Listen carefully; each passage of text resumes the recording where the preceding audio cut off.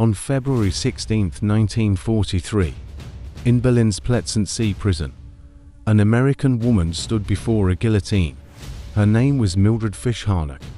She was 40 years old, a teacher, a scholar of literature, a woman from Milwaukee, Wisconsin, who had crossed an ocean seeking knowledge and love.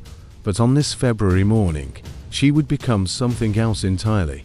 The only American woman executed on the direct orders of Adolf Hitler. Her crime was not murder, not theft, not any act of violence. Her crime was resistance. From inside the heart of Nazi Germany, Mildred Harnack had chosen to fight. She had organized secret meetings. She had spread forbidden literature. She had helped Jews escape. She had sent intelligence to the Allies. She had risked everything to stand against fascism when the world was falling into darkness, and for that, the Third Reich demanded her death. This is not a story Hollywood tells. There are no monuments to her in Washington. For decades, her name was buried in classified files, lost in the shadows of history, forgotten by the country she called home. But her story is one of the most extraordinary acts of courage in World War II. This is the story of how an American woman from the Midwest became the conscience of a nation that had lost its soul. This is the story of Mildred Harnack. Mildred Elizabeth Fish was born on September 16, 1902, in Milwaukee, Wisconsin. She grew up in a working-class family during a time when America was transforming. Her father, William Fish, worked as a salesman. Her mother passed away when Mildred was still young, leaving a void that would shape her character. She was raised by an aunt in the city's modest neighborhoods, where factories hummed and immigrant communities built new lives. But Mildred was different. She possessed an extraordinary intellect and an insatiable hunger for knowledge. Books became her refuge. Literature became her language. She devoured the works of Goethe, Whitman, and Emerson. She believed in ideas. She believed that art and thought could change the world. In 1925, she enrolled at the University of Wisconsin-Madison.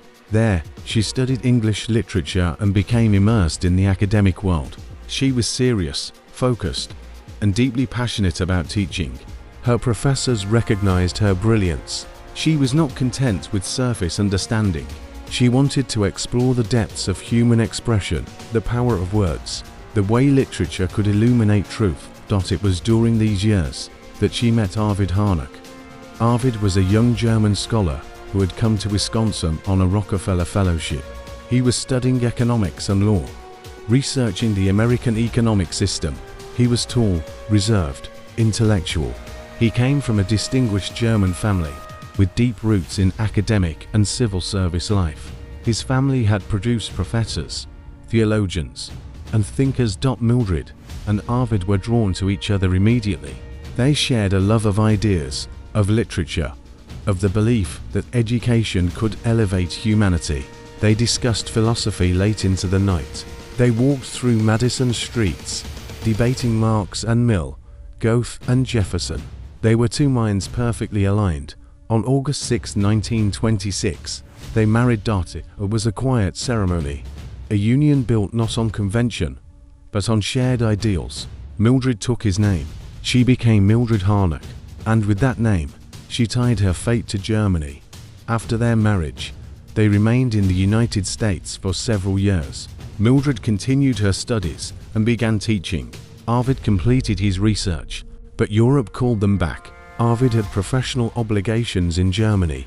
He wanted to return to Berlin, to contribute to his country's intellectual life, to build a career in economics, and all. Mildred followed him. In 1929, Mildred Harnack left America for Germany. She could not have known that she would never return. They settled in Berlin, a city that in 1929 was electric with possibility. The Weimar Republic was a place of jazz clubs and cabarets, avant-garde art and experimental theater. It was a democracy, fragile and chaotic, but alive with creative energy. Berlin was a place where anything seemed possible.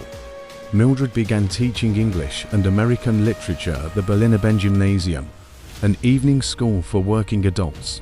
She loved teaching, Her students were not privileged elites, but ordinary Germans seeking education after long days of labor. She taught them Whitman and Thoreau. She taught them about American ideals of freedom and equality. Arvid took a position in the economics ministry. He was brilliant, respected, connected to academic circles and government institutions. The Harnacks built a life. They rented an apartment in Berlin. They hosted literary salons where intellectuals gathered to discuss books, politics, and philosophy. For a brief moment, it seemed they had found their place, but history was moving beneath them, and darkness was rising. In the early 1930s, Germany was collapsing. The Great Depression had devastated the German economy. Unemployment soared. 6 million people were out of work. Hunger gnawed at families. Desperation filled the streets. The Weimar Republic, already weak, was fracturing under the weight of its own failures. Into this chaos stepped Adolf Hitler and the National Socialist German Workers' Party. The Nazi Party promised order. They promised jobs. They promised to restore Germany's honor after the humiliation of Versailles. They blamed Jews, communists, and foreign powers for Germany's suffering. They offered simple answers to complex problems, and desperate people listened. Mildred and Arvid watched with growing horror. They attended political rallies to observe. They saw the brown-shirted SA marching through the streets. They heard Hitler's speeches, filled with rage and promises of national rebirth. They saw ordinary Germans saluting, cheering, swept up in the fervor.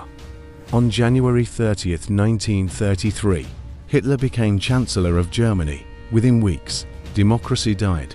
The Reichstag fire in February gave Hitler the excuse he needed. He declared a state of emergency. Civil liberties were suspended.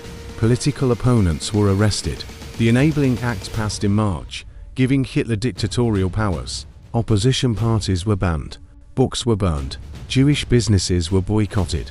Fear became the currency of daily life. Mildred and Arvid understood what was happening. This was not politics as usual. This was the end of freedom.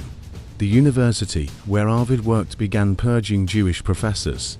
Colleagues disappeared overnight. Some fled the country. Others were sent to concentration camps.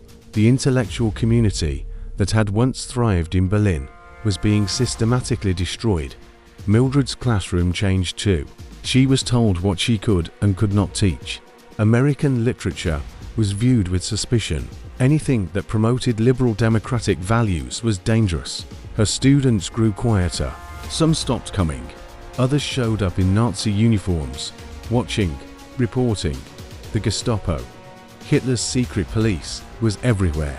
Neighbors spied on neighbors. Children reported their parents. Conversations that once happened openly now occurred in whispers, behind closed doors, with curtains drawn. In this climate, a choice crystallized for Mildred and Arvid. They could leave. Mildred was American. She could return home.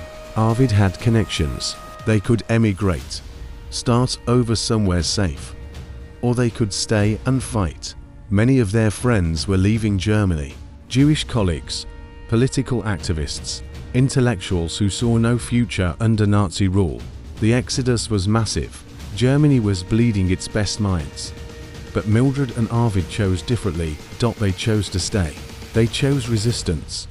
They believed that Hitler's regime could not last. They believed that if enough Germans opposed him, if enough people refused to comply, the Nazi system could be undermined from within.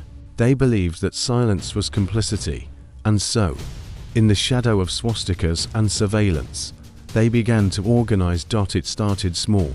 Discussions among trusted friends, meetings in their apartment, a careful selection of like-minded individuals who shared their horror at what Germany was becoming. They discussed literature, yes, but they also discussed politics. They analyzed Nazi propaganda. They shared forbidden information. They kept each other's courage alive. This was the beginning of what would become one of the most significant resistance networks in Nazi Germany. They did not know it yet, but they had just declared war on Adolf Hitler, and there would be no going back. By 1933, Mildred and Arvid Harnack were committed to active resistance. But resistance in Nazi Germany was not a matter of public protest. There were no rallies, no marches, no freedom of speech. The Nazi state controlled everything: the press, the radio, the schools, the courts. Dissent meant arrest. Criticism meant death. So resistance had to be invisible. The Harnacks began building a network of trusted individuals. These were not soldiers or professional spies. They were intellectuals, civil servants, workers, students, people who still believed in truth, people who refused to accept the Nazi vision of Germany. They called their group simply the Circle. The Circle met in private homes, always rotating locations to avoid detection. They kept their numbers small. Trust was everything. One informant could destroy them all. Mildred played a central role. As a teacher, she had access to young minds. She taught her students to think critically, to question propaganda, to recognize manipulation. She introduced them to literature that promoted humanistic values, even when it was risky to do so. Her apartment became a gathering place. On Sunday afternoons, small groups would arrive quietly, one by one. They would discuss current events, share information that was suppressed in the Nazi press, and distribute underground literature. The literature was crucial. The Nazis controlled all official media, but samizdat publications, illegal pamphlets printed in secret and passed hand to hand, could spread truth. Mildred and her colleagues would type or handwrite copies of anti-Nazi essays, translations of foreign news reports, and analyses of Hitler's policies. These papers exposed the lies. They documented the persecution of Jews. They revealed the regime's plans for war. Distributing this material was extraordinarily dangerous. Being caught with anti-Nazi literature meant immediate arrest, unlikely execution. But Mildred and her network did it anyway. Arvid's position in the economics ministry gave him access to classified information. He saw the regime's economic preparations for war. He saw the resources being diverted to rearmament. He understood that Hitler was planning massive military expansion. This information was valuable, not just for Germans who opposed Hitler, but for foreign governments who needed to understand the Nazi threat. By 1935, the network began to expand. They connected with other resistance groups. They established contact with social democrats who had gone underground. They reached out to communists who were organizing in secret. In Nazi Germany, political differences mattered less than shared opposition to fascism. One of their key collaborators was Arl Schulz-Boysen. Arl was a young Luftwaffe officer, charismatic and bold. Despite his position in the German Air Force, he despised the Nazis. His wife, Libertas, was equally committed to resistance. Together, the Harnacks and the Schulz-Boysens formed the core of what would become a much larger operation. They were careful, paranoid, even. They used code words. They avoided telephones. They never wrote down names. They compartmentalized information so that, if one person was arrested, they could not betray the entire network. But they were not passive. They acted. They helped people escape. Jews who were being targeted, political dissidents who were about to be arrested. The network provided false documents, arranged safe houses, and coordinated escapes to countries that still offered sanctuary. Mildred personally assisted several individuals. She used her contacts, her language skills, her access to foreigners through her teaching. She risked her freedom every time she handed someone a forged passport or gave them the address of a safe route out of Berlin. The Nazi regime tightened its grip year by year. In 1935, the Nuremberg laws stripped Jews of citizenship and rights. In 1936, the Berlin Olympics showed the world a sanitized version of Germany, while concentration camps filled with prisoners. In 1938, Kristallnacht, the Night of Broken Glass, unleashed organized violence against Jews across Germany. Synagogues burned, shops were looted, people were beaten in the streets. Mildred watched her adopted country descend into barbarism.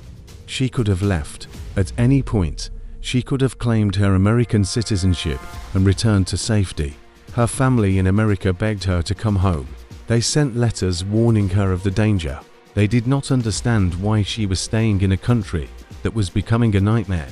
But Mildred stayed. She stayed because leaving would mean abandoning the fight. She stayed because she believed that someone had to bear witness.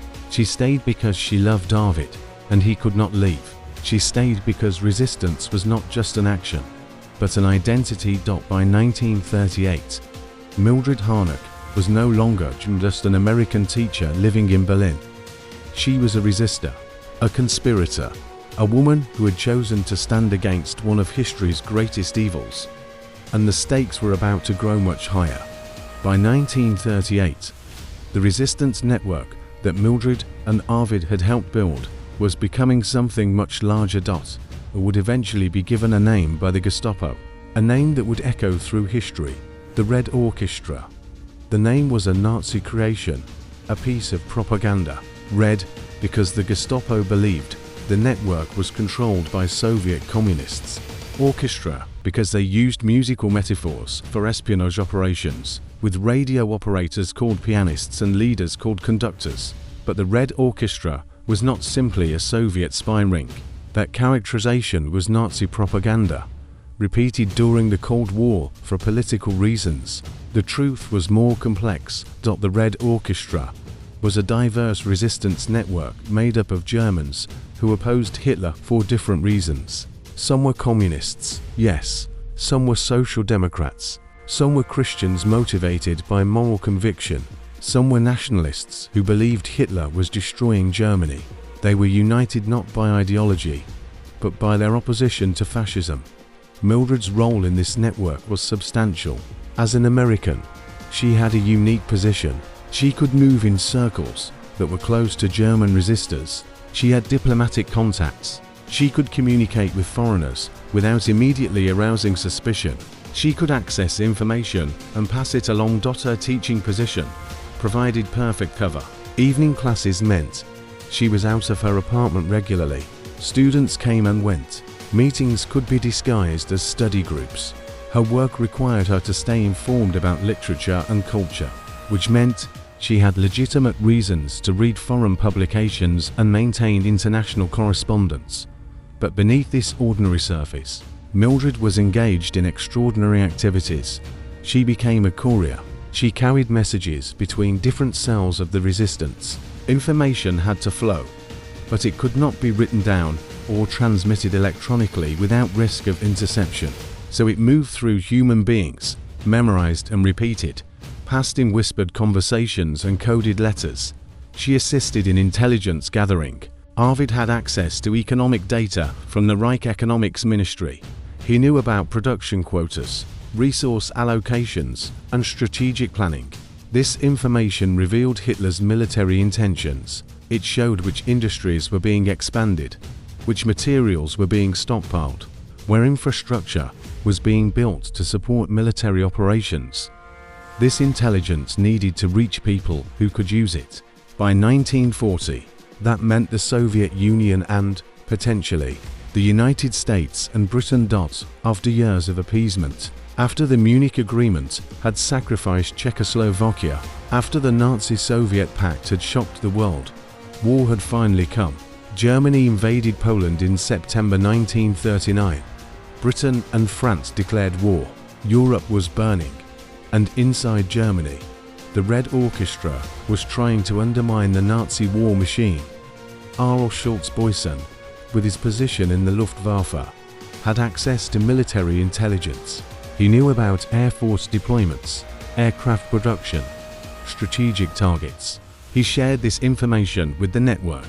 It was transmitted through various channels, some leading to Soviet intelligence services, some to other contacts. The relationship with Soviet intelligence was pragmatic. The Soviet Union was the only major power actively fighting Germany on the ground after 1941. Providing intelligence to the Soviets meant potentially shortening the war, saving lives, defeating Hitler. For the resistors, it was not about loyalty to Stalin, but about stopping the Nazi regime by any means necessary. Mildred understood the moral complexity of this choice.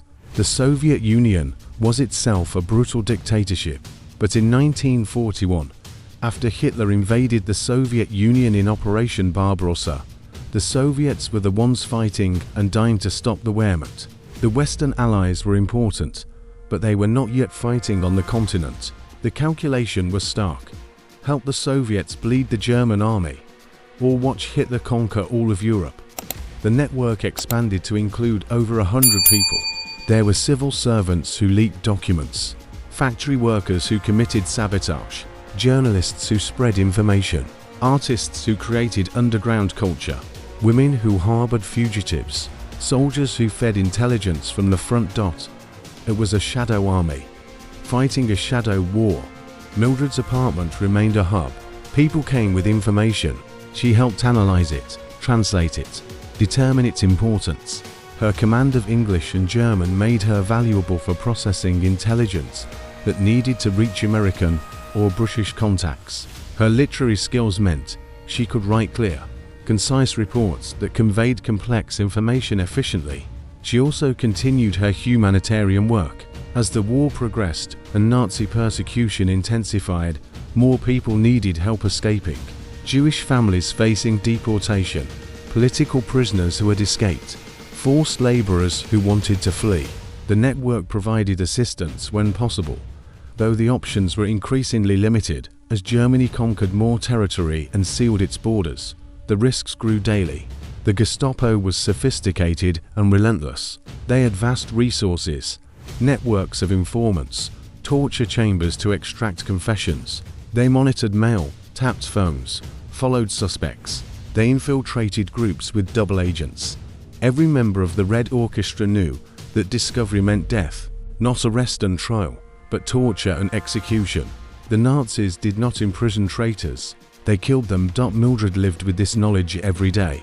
She taught her classes, she graded papers, she smiled at colleagues, she navigated the bureaucracy of Nazi Berlin, and all the while, she was committing acts that the regime considered the highest form of treason. She was afraid. Of course, she was afraid. Fear was the rational response to the danger she faced. But fear did not stop her. In letters that survived the war, letters to friends and family, Mildred wrote about her belief that some things were worth dying for. She wrote about the importance of resistance, even when resistance seemed futile. She wrote about maintaining human dignity in a system designed to destroy it. She knew the odds. She knew that most resistance movements in Nazi Germany failed. She knew that even if they passed intelligence to the Allies, even if they helped people escape, even if they spread the truth, they might not stop Hitler. But she also knew that silence was surrender. And Mildred Harnack, the girl from Milwaukee who had come to Berlin seeking knowledge, had found something more important than knowledge. She had found purpose, and she would not let it go, no matter the cost. On June 22, 1941, Hitler launched Operation Barbarossa, the invasion of the Soviet Union. It was the largest military operation in human history. Over 3 million German soldiers crossed the border. The objective was total conquest, the enslavement of the Slavic peoples, and the extermination of Jews, communists, and other undesirables. For the Red Orchestra, the invasion changed everything. The Soviet Union, despite its pact with Hitler, was now fighting for survival. The Wehrmacht advanced with terrible speed. Minsk fell, Smolensk fell, Kiev fell.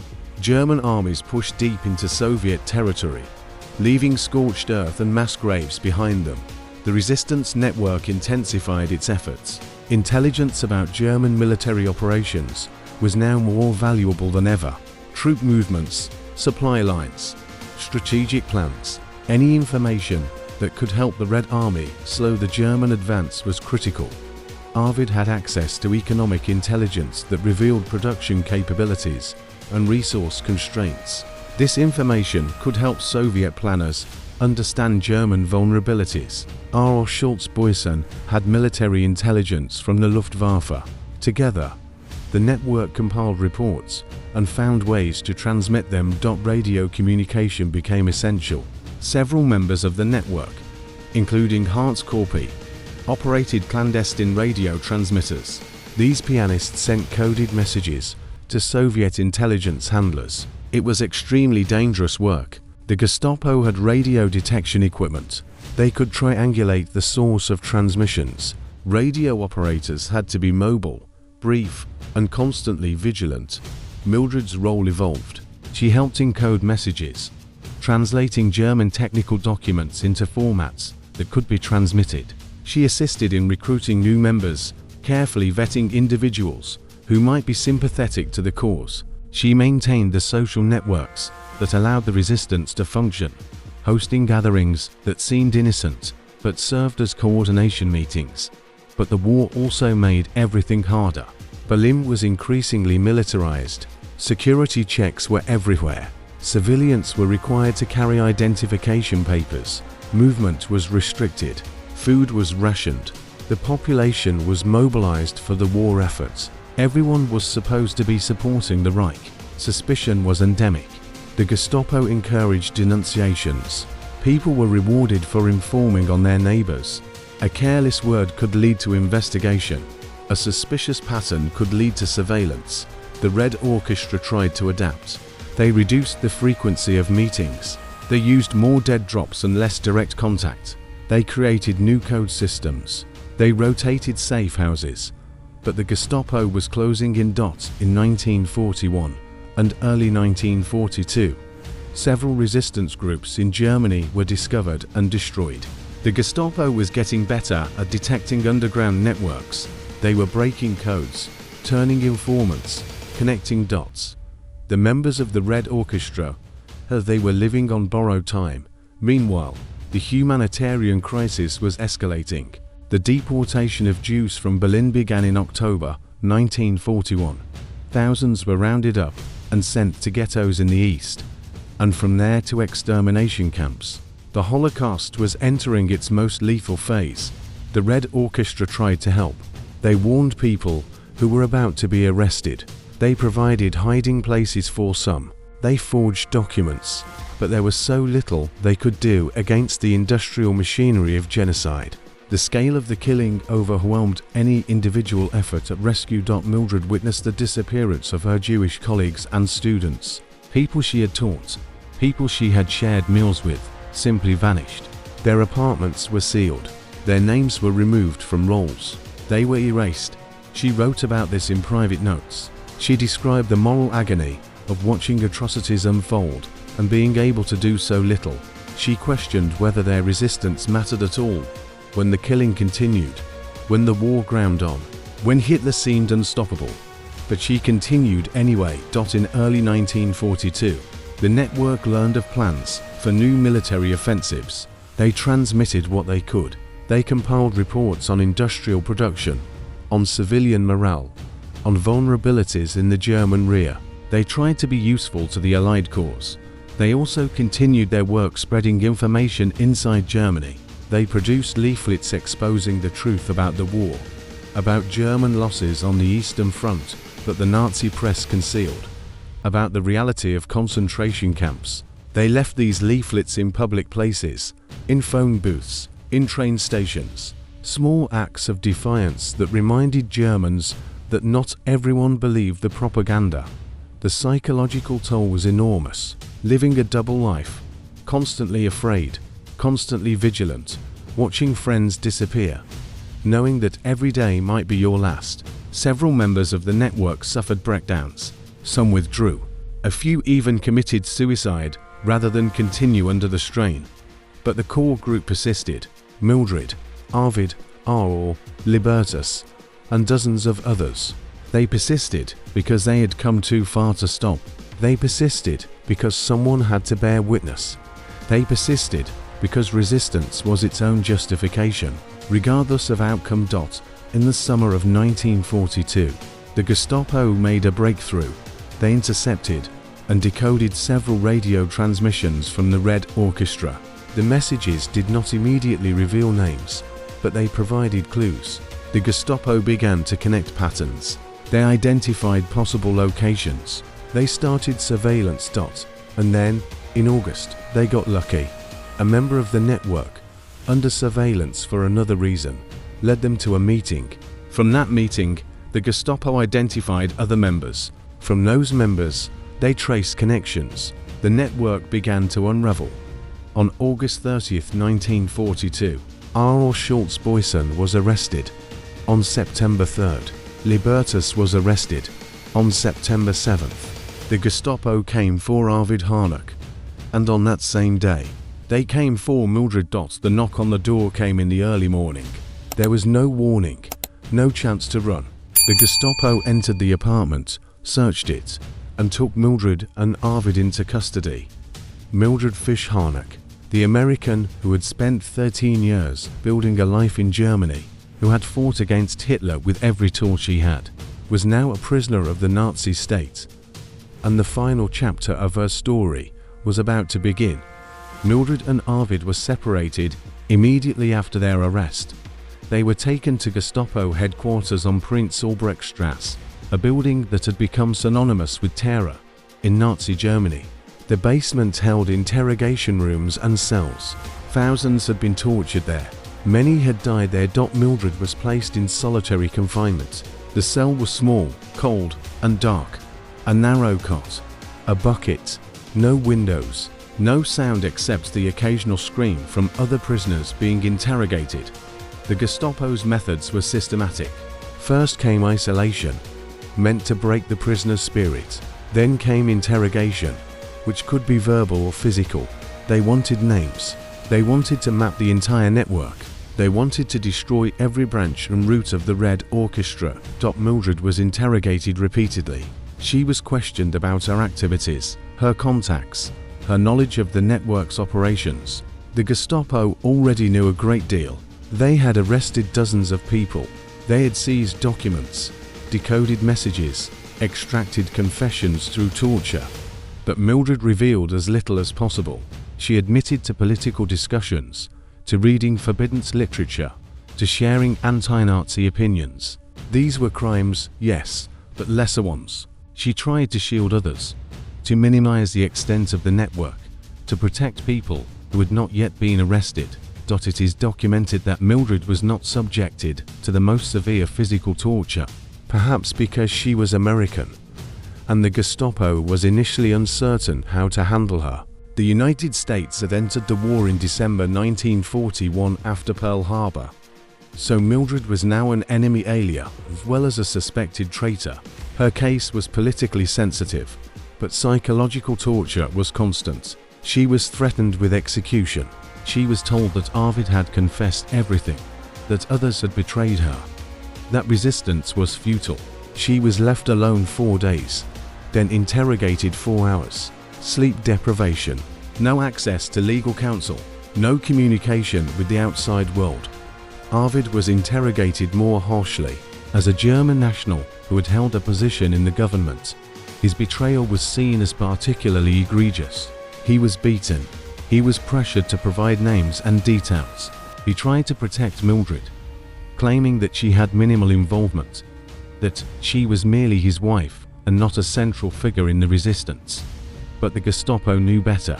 They had evidence. They had intercepted communications. They had testimony from other arrested members. They knew Mildred was deeply involved. Over the following weeks, the arrests continued. More than 100 people connected to the Red Orchestra were eventually taken into custody. The network that had been so careful, so compartmentalized, was being systematically destroyed. Some prisoners broke under torture and gave up information. Others held out, even unto death.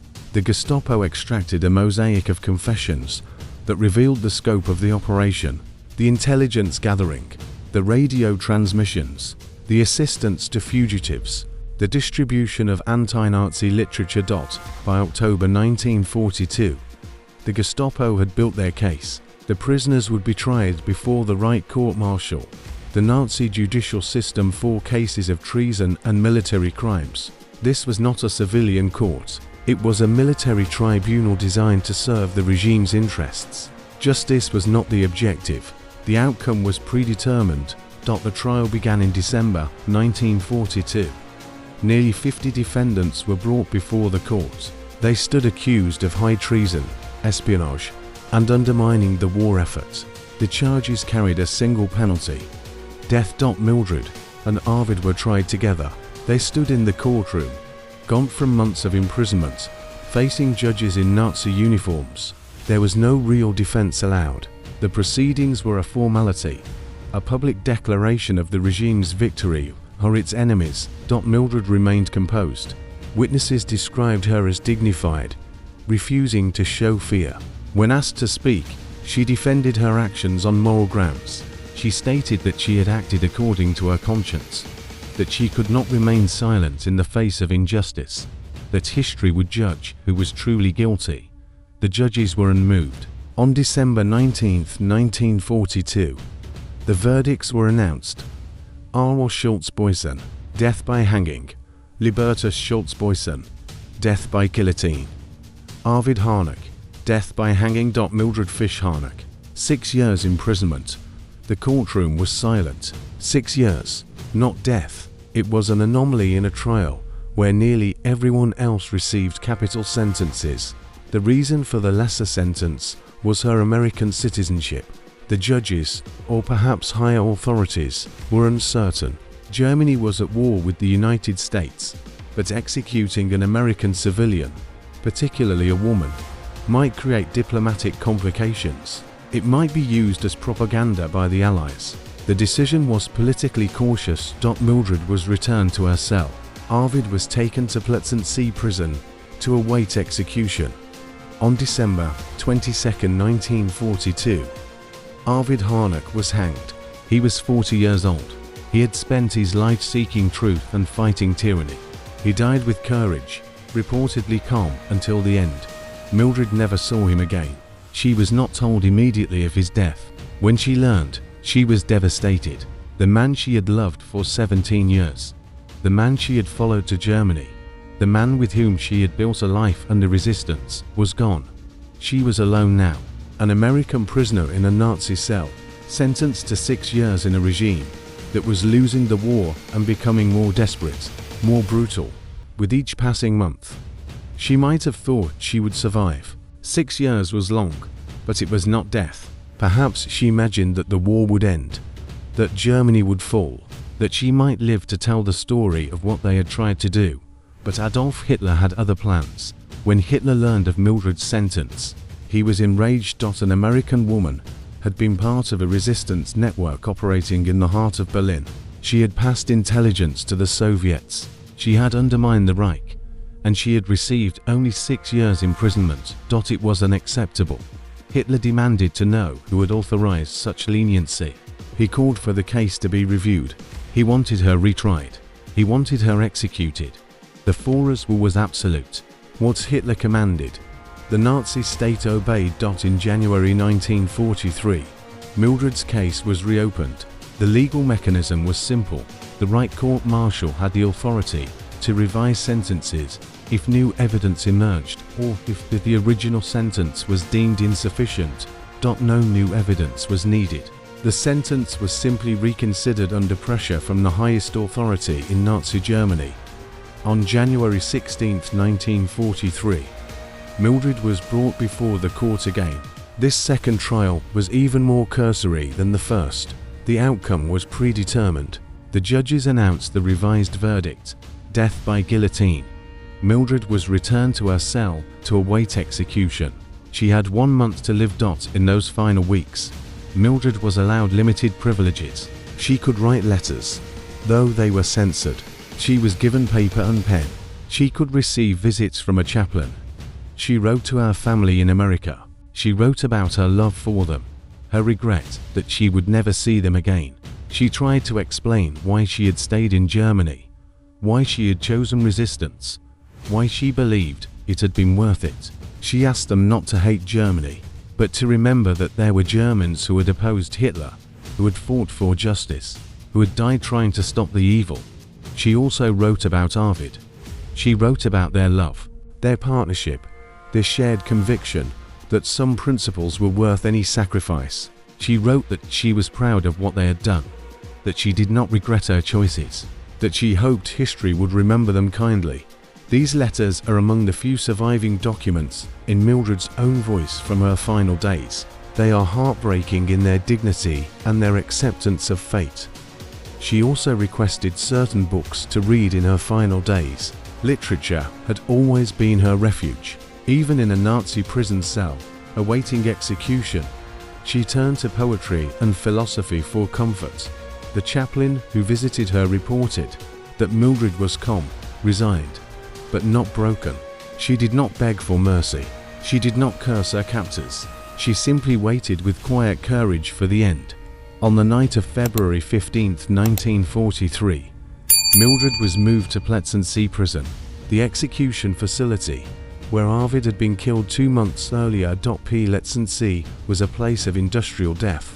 The Nazis had installed a guillotine to execute prisoners more efficiently than by hanging. It was faster, more clinical. Between 1933 and 1945, nearly 3,000 people would be executed at Plötzensee and SEE. Mildred spent her last night in a death cell. Small, bare, cold. She could hear other prisoners in adjacent cells. Some prayed, some wept, some sat in silence. According to witnesses, Mildred remained composed. She wrote a final letter, though it was never delivered. She spoke with a guard who showed her kindness in those final hours, an act of humanity in a place designed to extinguish it. At dawn on February 16, 1943, Mildred was taken from her cell. She was led down a corridor to the execution chamber. The guillotine stood in the center of the room, a blade raised above a wooden frame, a basket below to catch the head. Her last recorded words were in German, and Ich habe Deutschland so geliebt, and I love Germany so much. They were words that captured the tragedy of her entire story. She had loved Germany. She had come to Berlin seeking knowledge and culture. She had taught German students. She had made German friends. She had married a German man. She had tried to save Germany from itself. And Germany had killed her for it. 4 years after her execution, Mildred's story remained hidden. World War II continued 4 more years after her death. The Red Orchestra network she had helped build was destroyed, but its work had not been in vain. The intelligence the network provided to the Soviets contributed to German defeats on the Eastern Front. The moral witness they bore reminded the world that not all Germans supported Hitler. When the war ended in May 1945, Germany lay in ruins. Berlin was occupied by Soviet forces. The Nazi regime was destroyed. The Holocaust's full horror was revealed. The world learned about the concentration camps, the gas chambers, the millions murdered. In the chaos of post-war Europe, smaller stories were lost. The story of the Red Orchestra was one of them.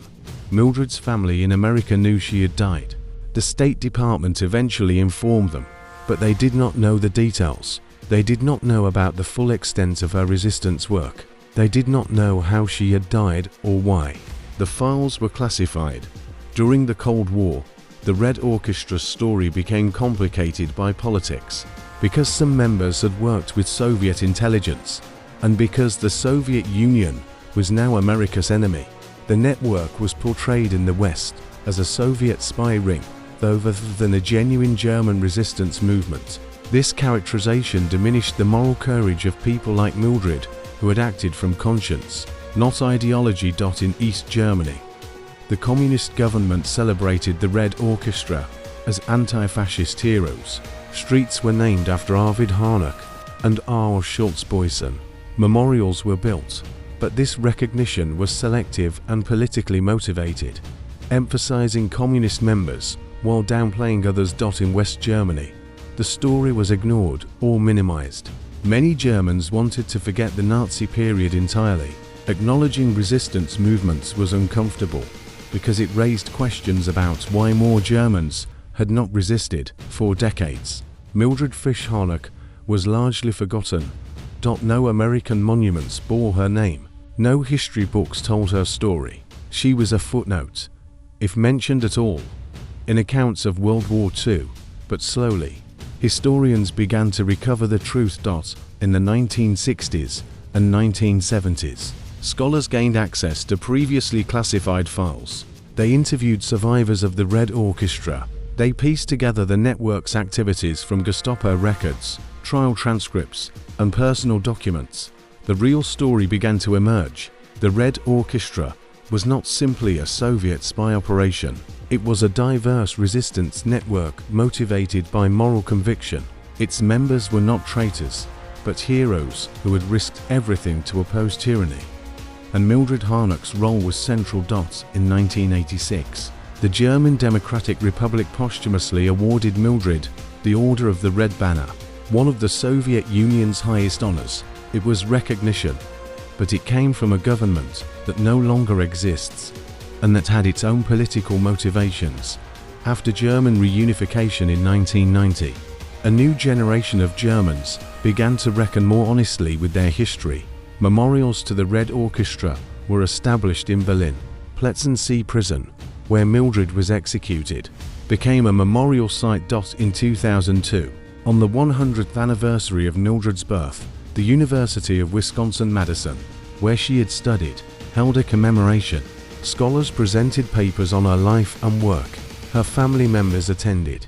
It was one of the first major American recognitions of her story. In Germany, a street in Berlin was named Mildred Harnack Strasse. A secondary school bears her name. Historical markers indicate places where she lived and worked. In 2019, the story gained renewed attention with the publication of All the Frequent Troubles of Our Days by Rebecca Donner, Mildred's great-great-niece. The book brought Mildred's story to a wider audience and was met with critical acclaim. But despite this growing recognition, Mildred remains far less known than she should be. In the United States, she is still largely absent from World War II narratives. There are no federal monuments to her. Her name does not appear in most history textbooks. Americans learn about D-Day and Midway, about Patton and Eisenhower, but not about the woman from Milwaukee who fought Hitler from inside. Berlin, this is a profound injustice. Mildred Fish Harnack's story is one of the most important American stories of World War II. She represents something essential about resistance, about moral courage, about the choice to fight for what is right even when the odds are impossible. She was not a soldier. She was not a spy trained by intelligence agencies. She was a teacher, a scholar, a woman who believed in the power of ideas and the importance of standing against injustice. She had every opportunity to walk away.